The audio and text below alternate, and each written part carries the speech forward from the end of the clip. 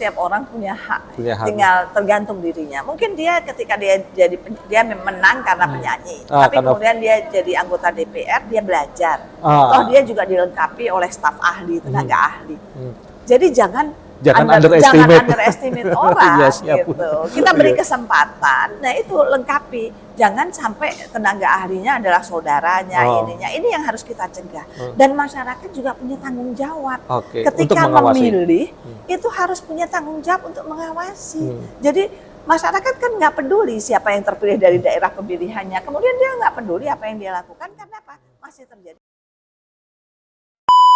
Assalamualaikum warahmatullahi wabarakatuh. Lagi teman-teman, sekarang hari ini saya bersama someone special, tokoh pergerakan dan mantan ketua fraksi Partai Demokrat ya? Iya. Dengan Ibu Nur Hayati Assegaf. Ya, apa kabar Bu Nur Hayati? Baik, alhamdulillah Mas Haji. Senang banget ini kita dapat kehormatan. Oh enggak, saya sangat terhormat karena ini narasumber saya paling keren saat ini. Ya, Bu Nur Hayati ini sebenarnya beberapa kali pernah saya videoin. Saya kan sebenarnya videografer juga ya teman-teman.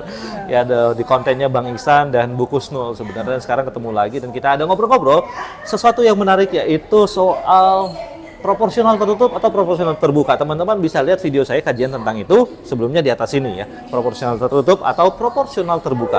Seperti diketahui, di pemilu 2024 nanti PDIP, ya PDIP mendukung. Terus sebenarnya yang mengajukan judicial review bukan PDIP, tapi kader PDIP, dan katanya ada satu kader Nasdem mengajukan judicial review terhadap undang-undang pemilu khusus bagian tentang proporsional tertutup proporsional terbuka untuk diubah kembali menjadi proporsional tertutup. Nah, PDIP mendukung itu, dan sekarang PBB Pak Yusril juga mendukung. Ikut juga akan menjadi penggugat di dalam judicial review itu. Ibu mungkin tahu ya ceritanya ya. Nah, ini kita akan tinjau dengan Bu Nur Hayati Assegaf karena beliau sangat pengalaman teman-teman, dan bahkan memiliki, kalau di hukum bilangnya legal standing, ngerti banget lebih baik mana tertutup atau terbuka. Langsung aja, saya bilang ke Ibu tadi, kita sebelumnya diskusi, saya pendukung proporsional tertutup, Bu. Wah, langsung debat aja. Nah, langsung aja, Bu, kenapa Ibu mendukung proporsional terbuka?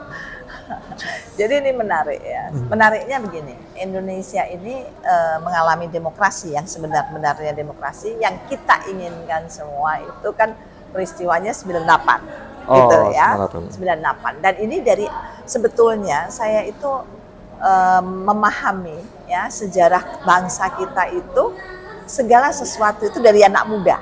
Perjuangan Indonesia merdeka itu karena Sumpah Pemuda gitu ya. Kemudian adanya Sumpah Pemuda, adanya pemuda-pemuda yang begitu punya semangat membara. Seperti kata Bung Karno, kalau sudah semangat anak muda yang membara, itu bukan karena uang, bukan karena apa-apa, tapi karena semangat ingin merdeka gitu ya.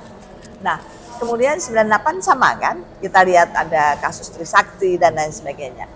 Nah, itu kemudian diadakan pemilu dan waktu itu masih tertutup, begitu kan, ingat kan ya, sampai 2004 pun itu pemilunya masih proporsional tertutup.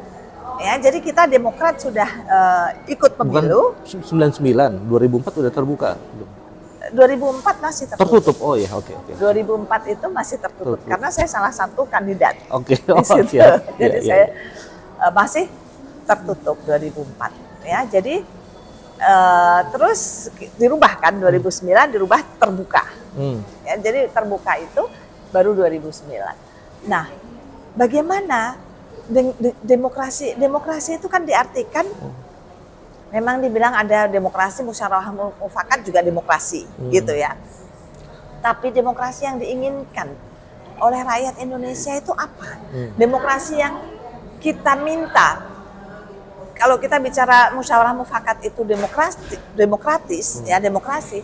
Kenapa kita ribut sama Soeharto? Soeharto kan musyawarah mufakat katanya. Ya kan ini kan semua ini kan quote unquote. Ya kayak tadi Mas Aji bicara tentang kebenaran. Kebenaran ini berdasarkan siapa? Siapa yang mengatakan kebenaran? Gitu kan? Kebenaran itu tergantung siapa yang mengucapkan ini benar dan ini salah. Kalau orang itu tidak berdaya, bagaimana dia bisa mengucapkan benar? Gitu kan? Pasti salah. Karena dia tidak punya kekuasaan, dia tidak punya, ya kan? Tidak punya keberanian, tidak punya. Jadi bukan kita mau bilang kekuasaan dan lain sebagainya, tidak, tapi ini kita bicara demokrasi, kan? Nah, proporsional terbuka. Terus dampaknya dulu 2004 proporsional tertutup. Apa yang terjadi? Saya misalnya pada tahun ini bukan karena pengalaman saya, kemudian saya tidak suka, tapi kita harus berpikir untuk kebaikan orang banyak. Jangan maksud saya ya logis lah kalau orang mengatakan mungkin kalau saya bicara begini terlalu idealis, terlalu ini, kenapa? Itu masing-masing punya pemikiran. Ya, tapi kalau saya karena ya mungkin karena saya anak pejuang kemerdekaan, masa saya tidak bisa mengisi kemerdekaan ini dengan hal-hal yang baik untuk orang banyak, bukan cuma untuk saya. Nah, proporsional terbuka dan tertutup. Kemudian kita pengalaman proporsional tertutup 2004 ya. Kemudian kita buka proporsional terbuka selebar-lebarnya gitu kan 2009. Kemudian 2014 ternyata yang menjadi pilihan yang duduk ada yang sudah kan biasa di era sosial media, kemudian orang yang sering muncul yaitu yang dikenal masyarakat. Bukan orang yang baik, bukan orang yang pintar, bukan ini adalah konsekuensi logis dari proses teknologi, perkembangan teknologi harus difahami. Nah, sementara ini kita ikuti perkembangan teknologi, tapi tidak dibarengi dengan pendidikan, edukasi, ya sehingga kita itu kalau menurut saya sepertinya kita itu impulsif. Hanya kalau melihat begini terus kita mau rubah undang-undangnya. Kalau kita begini, bukan kita lihat yang salah itu di mana. Seharusnya yang kita perbaiki itu yang salah, bukan selalu undang-undang jadi masalah. Menurut saya ya, saya di DPR juga saya selalu menganggap, dan inilah ya karena kita menganggap keberhasilan dan tidak keberhasilan anggota DPR itu dari seberapa banyak produk undang-undang yang dihasilkan. Ini menurut saya salah. Penilaian yang salah. Menurut saya. Karena di negara manapun ya coba dilihat. Memang legislasi, ya tugas legislasi, tetapi ada yang perbaikan, tidak harus membuat undang-undang baru, tidak harus impulsif. Kalau ada yang ini, perbaiki ini, undang-undang dasar begini kan, ini dibikin. Itu saya pribadi kurang pas ya. Ketika saya melihat, saya ngajar di Turki 2 tahun kan diundang oleh Erdogan ya, oleh pemerintah maksud saya, oleh pemerintah Turki gitu ya untuk mengajar di sana. Kemudian itu lebih memberikan wawasan kan bukan Turkinya, tapi bagaimana Turki di negara Eropa dan di Asia, gitu kan, bagaimana demokrasi di negara lain. Dari situlah kita belajar karena tadi lagi kembali proporsional tertutup atau terbuka. Kemudian sekarang terbuka ini menghasilkan artis-artis ya popular vote karena teknologi kan, karena mereka lebih dikenal dan orang yang pintar dari nah, terus kita mau balik lagi ke tertutup ya, tertutup. Nah, tertutup ini apakah akan menghasilkan bagus seperti dibilang kan partai punya kita sekolah partai, partai punya kader-kader yang bagus, jadi partai menentukan apakah ini jalan keluar, apakah ini menjamin dengan proporsional tertutup kemudian demokrasi kita akan bagus. Ya, kita sudah pernah mengalami tertutup dan terbuka. Nah, ini harus dipikirkan, harus punya tidak kan ini harus mengubah undang-undang pemilu, tidak bisa. Nah, menurut saya ya, saya lebih suka dengan proporsional terbuka. Kenapa? Karena ini memberikan proses competitiveness. Biar saja, tapi masyarakat harus kita edukasi bahwa memilih itu bukan karena popularitas, nggak perlu harus artis. Kalaupun artis tapi dia berkualitas, tidak apa-apa. Mau artis jadi presiden, mau artis jadi itu tidak masalah. Ini demokrasi. Tapi jangan kemudian dibatasi karena banyak artis kemudian ditutup ya, dan kemudian siapa yang akan jadi, kan kita nggak suka dengan apa yang terjadi sekarang karena menjadi keputusan ketua umum partai politik, pimpinan partai kalau politik, di proporsional tertutup. Enggak, sekarang saja kita kan sekarang tidak apa namanya apa yang terjadi sekarang ini kita semua ini merasakan bahwa ini nggak benar karena yang menentukan hanya partai politik. Ini kan kita nggak setuju. Kok kita mau jadi proporsional tertutup lagi? Sekarang saja terbuka kita nggak sepakat gitu kan? Kok sekarang menentukan presiden juga jadi ranahnya elit politik, partai politik? gitu. Nah kita jangan lupa di situ. Nanti kalau proporsional tertutup, siapa yang akan dijadikan itu ya siapa lagi? Kan kita sekarang nggak setuju dengan istilahnya nepotisme, ya kan, membangun kerajaan, gitu ya. Nanti kalau misalnya tertutup, terus penentunya adalah pimpinan-pimpinan elitis partai politik, terus yang dimasukkan mereka semua, apa jadinya negeri ini? Ini bukan pernyataan yang tanpa dasar. Pertama, tadi kita klarifikasi Bu soal artis ya. Bukan berarti kita merendahkan profesi artis. Kita yakin bahwa artis juga punya kualitas gitu. Tapi ya mungkin ada orang, jangan sampai orang memilih karena popularitas. Satu itu. Tapi kan berarti, maaf Bu saya potong. Jadi di Ibu ini berdasarkan pengalaman soal nepotisme tadi. Jadi bukan nanti terjadi nepotisme, nggak begitu juga karena Ibu ngalami nepotisme. Nah itu mungkin bisa diceritakan gitu. Jadi begini, lucu juga. Tapi saya menganggap bahwa semua itu proses yang harus saya jalani. Dan kenapa saya yang mengalami, ada baiknya. Jadi sekarang saya bisa bicara karena saya sudah mengalami, gitu kan. Jadi di 2004 itu saya melihat menurut ketua umum partai politik saya lihat waktu itu daftar saya Mas nomor satu di DPP untuk Malang, untuk Malang ditaruh nomor 1 waktu itu. Ketua umum sekjen saya, ini kamu deh ya nomor 1 gitu ya. Waktu itu kan kita lagi butuh-butuhnya perempuan, kan kuota perempuan 30 dan lain sebagainya. Jadi saya lihat gitu, ternyata keluar dari KPU saya jadi nomor 3. Saya jadi nomor 3, tergeser, ya. Terus apa ya kata ketua umum saya, sekjen, kamu harus rubah gitu. Kamu harus rubah, kamu harus ke KPU, kamu mengatakan saya kasih surat. Mereka bilang gitu, rubah ini. Terus saya ketawa kan, masa iya saya mau maju, saya harus gitu. Terus enggak, saya kasih surat kata ketua umum sama sekjen. Terus saya coba tanya, kan saya orangnya suka curious gitu, gimana sih, ini siapa sih yang berubah, terus kenapa terubah gitu kan. Terus saya tanya ke KPU gitu. Terus KPU bilang, Bu Nur, ini nggak bisa dirubah kecuali jadi nomor 1, nomor 2-nya dicoret, nggak ikut. Baru Bu Nur Hayati bisa naik menjadi nomor 1 gitu. Tapi Bu Nur Hayati tidak bisa merubah. Tidak bisa merubah nomor urutan gitu. Meskipun ketua umum memberikan surat karena ini sudah diputuskan. Jadi ini pengalaman saya. Dan ketua umum tidak tahu. Tidak tahu. Nah namanya manuver. Manuver di bawah ketua umum berarti di DPP itu ya. Iya. Kemungkinan kan yang mengantar berkas.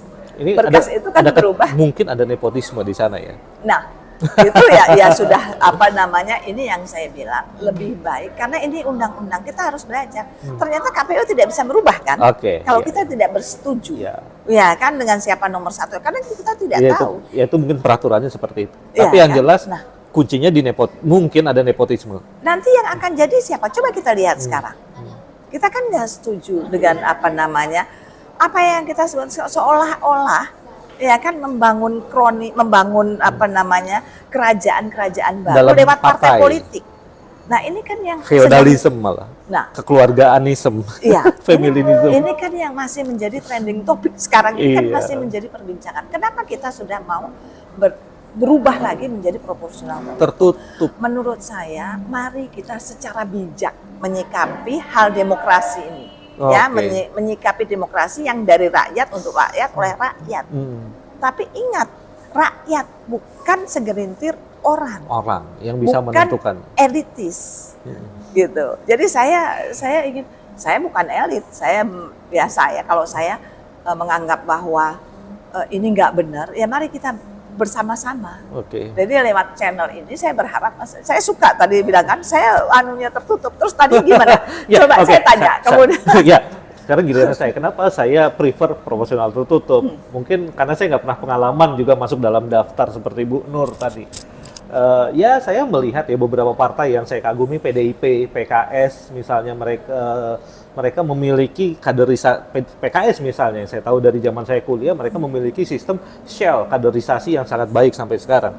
Kemudian PDIP menyusul 3 tahun terakhir kalau nggak salah mereka mendirikan sekolah partai dan itu mendidik kader-kadernya dengan sangat baik. Oleh karena itu tidak aneh jika PDIP mendukung judicial review proporsional tertutup gitu, karena mereka udah siap nih partainya untuk dideploy, apa kader-kadernya untuk dideploy di sana. Dan memang kalau saya mendengar penjelasan dari PDIP, Pak Sekjen ya misalnya, bahwa memang diperlukan kualitas dari anggota dewan setelahnya legislatif. Jangan sampai orang memilih hanya karena populernya doang, karena dia mohon maaf artis, selebgram atau dia influencer yang sebenarnya nggak begitu paham, nggak begitu ngerti, atau mungkin nggak mau juga mau belajar menjadi anggota dewan yang benar gitu. Jadi ini masalah kualitas. Jadi kalau saya melihat ada rekrutmen, ada perbaikan rekrutmen politik dengan proporsional tertutup, gitu Bu. Saya sama sekali ketika kita bicara Indonesia, ketika kita bicara demokrasi, ya mari kita pikirkan yang lebih panjang, karena negara ini besar. Oke. Ya, 17.000 pulau, ya, kemudian 275 juta rakyat. Ya, jangan berpikir cuman short term, gitu ya. Kenapa saya katakan? Kita mempersiapkan anggota legislatif, tapi kita tidak pernah mempersiapkan calon presiden. Iya kan? Padahal pemimpin itu kan di tingkat yang paling atas. Benar nggak? Kita tiba-tiba setiap 5 tahunan kita bingung mencari calon presiden. Kenapa partai-partai politik itu tidak menyiapkan pemimpinnya? Kenapa tidak menyiapkan kader-kadernya untuk duduk sebagai calon presiden? Ini kan yang lebih bergengsi dong. Iya kan, kita 20% partai ini menang, Pak. Tapi ketika nggak ada siapa yang dicalonkan, kan sangat menyedihkan. Saya bukan mengkritisi siapapun presidennya kan tidak pernah kita persiapkan. Artinya tidak ada. Itu yang dulu saya selalu katakan. Kenapa ya kita kok tidak mau membuat database, ya? Bukan cuma orang-orang, bukan karena dia dokter, bukan karena ini, tapi dilihat. Adakah ya dari kita seperti di negara-negara lain itu mungkin terlalu idealis ya, tapi paling tidak di era demokrasi ini mari kita sikapi ini dengan positif saja. Bukan dadak-dadakan. Bukan harus judicial review, ini harus ini harus ini, terus orang ikut arus, terbawa arus. Ya kan? Kalau tadi bilang ya PKS, PDIP mempersiapkan kadernya, iya bagus. Coba lihat, mereka juga menempatkan kader-kadernya juga di situ kok, yang jadi nomor 1 popular vote dibantu, kan gitu. Yang dididik dibantu untuk dimenangkan, kan itu terbukti. Yang memang punya dedikasi ke partai dia belain, dia harus duduk, itu kan bisa dilakukan. Dengan proporsional terbuka yang sekarang ini. Kenapa harus tertutup kemudian mengurangi hak orang lain? Hanya untuk beberapa partai, mungkin partai yang lainnya cenderung misalnya ada seleb gitu yang diambil, penyanyi dangdut gitu misalnya. Bukan merendahkan penyanyi dangdut, tapi ya apakah cocok gitu misalnya ketika dia masuk di anggota dewan? Buat saya setiap orang punya hak. Tinggal tergantung dirinya. Mungkin dia ketika dia menang karena penyanyi. Tapi kemudian dia jadi anggota DPR, dia belajar. Toh dia juga dilengkapi oleh staf ahli, tenaga ahli. Jadi jangan underestimate orang gitu. Kita beri kesempatan. Nah itu lengkapi. Jangan sampai tenaga ahlinya adalah saudaranya, ininya. Ini yang harus kita cegah. Dan masyarakat juga punya tanggung jawab. Ketika memilih, itu harus punya tanggung jawab untuk mengawasi. Jadi masyarakat kan nggak peduli siapa yang terpilih dari daerah pemilihannya. Kemudian dia nggak peduli apa yang dia lakukan. Karena apa? Masih terjadi politik uang, money politik. Nah itu pembahasan yang lain. Ada alasan juga soal politik uang itu. Makanya tertutup terbuka itu kan juga banyak yang harus diperbaiki. Tidak hanya terbuka diganti tertutup diganti terbuka. Maksud saya itu saya nggak. Masalahnya apapun sistemnya, tertutup maupun terbuka, ketika nepotisme masih merajalela, it's all the same ya. Nah makanya sekarang terbuka saja itu terjadi, apalagi tertutup. Nepotisme juga terjadi. Iya Pak. Lebih bisa jadi. Kan? Kalau tidak ada pengawasan, apalagi ketika partai politiknya misalnya kian feodal, kian kekeluargaanisme. Iya kan? Kita kan itu jangan, ini kan keluarga ini diserahkan sama anaknya, dan itu terjadi di banyak partai politik. Ya kan, jadi ayo saya yakin kok negeri ini bisa berdemokrasi dengan baik. Asal kita mau belajar dari sejarah, bukan dadak-dadakan. Bukan dadak-dadakan dan berubah. Karena kita terbuka itu 2004 terakhir. Artinya 2009, 2014, ya 2009, 2014, 2019. 3 kali kita terbuka ya? Iya. Dibandingkan tertutup, selama Orde Baru tertutup. Iya, tapi kan 32 tahun dan semua artinya tidak terjadi kan sebetulnya kan. Karena MPR-nya masih utusan golongan. Iya. Ya kan, MPR-nya masih utusan golongan, jadi utusan golongan itu bisa benar-benar mewakili kan, masih ada itu porsi Ya, itu. artinya pengalaman kita dengan proporsional tertutup sudah lebih lama sebenarnya, dan kita sedang mencoba proporsional terbuka. Nah, jangan buru-buru diubah gitu menurut Ibu gitu kan. Betul, Jadi saya setuju. di apa ya namanya? Di Dilihat. enhance gitu. Dilihat secara apa namanya ya, benar-benar secara terintegrasi. Apanya ya yang salah ya? Oke. Apakah terus kalau artis jadi anggota DPR kita nggak suka? Jangan, artis itu punya hak. Oh, Punya, ya itu dia. punya hak. Loh, kalau misalnya ada, maaf, tidak ada pekerjaan yang hina. Misalnya tukang parkir jadi anggota DPR, itu kan haknya. Tukang angkotnya, itu kan dia punya hak. Nah, dia dipilih kok oleh rakyat, dan itulah demokrasi. Nah, jangan dibatasi dengan keinginan sekelompok. Hanya untuk kader-kadernya. Hanya untuk dengan alasan bahwa punya kader-kader. Sekolahnya siapa yang jamin sekolahnya bagus? Sekolahnya terintegrasi. Enggak, maksud saya sekolah itu kan mutunya juga tergantung. Ya, kecap kan nggak ada nomor 2. Kecap nomor 1. Itu maksud saya. Maaf saya kalau ngomong begini ya. Gak apa-apa, tapi buat saya yang terpenting selama masih ada nepotisme, kita nggak bisa jamin proporsional tertutup akan lebih baik. Iya, betul. Dan buktinya selama ini sebenarnya, ya mohon maaf ya, nepotisme masih kuat Bu ya. Masih sangat. Coba lihat. Nah, makanya saya bilang rakyat ketika memilih, dilihat siapa sih anggota DPR-nya, wakilnya yang dipilih dan apa. Itu yang perlu kita didik. Makanya dengan adanya podcast ini saya berharap ya bisa membuka. Siap. Gitu ya, apalagi anak-anak muda. Anak-anak muda itu kan energinya kan besar. Energi perubahan, energi maunya perubahan. Itu harus ditampung. Tapi perubahan itu ada saatnya, ada masanya, ada berproses. Tidak seperti membalikkan telapak tangan, kan? Iya. Itu maksud saya. Terbuka juga sebenarnya sebuah proses ya. Jadi teman-teman, Ibu, kita nggak bisa panjang-panjang. Biasa di YouTube seperti itu. Padahal masih banyak ilmunya dari Ibu yang bisa kita gali. Teman-teman nantikan akan ada channel dari Ibu ya, Bu Nur Hayati Assegaf ya, namanya nanti boleh disebutin atau nanti aja? Nanti saja. Oh, nanti saja. Jadi Bu Nur Hayati Assegaf nanti akan lebih sering tampil dan berbagi pengetahuan dengan teman-teman semua. Kita akan support teman-teman, dan jangan, nanti tungguin aja, pasti seru. Gitu. Karena Mas Haji yang ini ya. Kalau Mas Haji insya Allah. Ya. Doanya saja. Doanya mudah-mudahan kita punya ketetapan hati. Siap. Itu Amin. selalu berbagi. Ya. Gitu, Terima kasih Ibu udah berbagi di channel saya nih, sebuah sangat kehormatan. Oke, gitu aja teman-teman, semoga bermanfaat. Billahi taufiq wal hidayah. Wassalamualaikum warahmatullahi wabarakatuh. Dadah, Pak.